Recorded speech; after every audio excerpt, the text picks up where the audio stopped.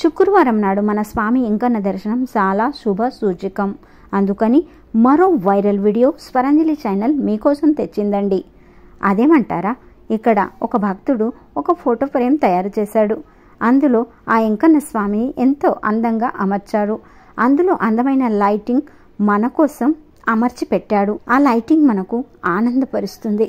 అదే కాకుండా ఆ ఫోటో ఫ్రేమ్లోనే ఒక అడ్డు తెర అంటే పరద ఉంటుంది.